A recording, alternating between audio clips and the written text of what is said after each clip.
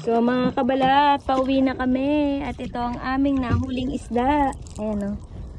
Itong mga ito. Yan. Buhay pa yung iba. Ayan o.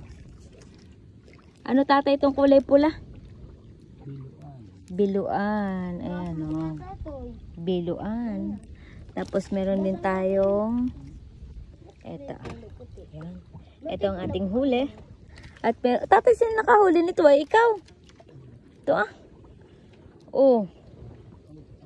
Tamban. Nakahuli si tatay. Ako hindi nakahuli ng ganito.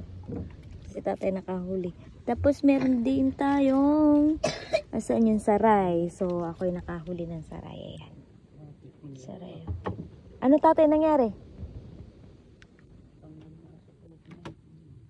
Ah. Yan. So yan mga kabalat. Ha?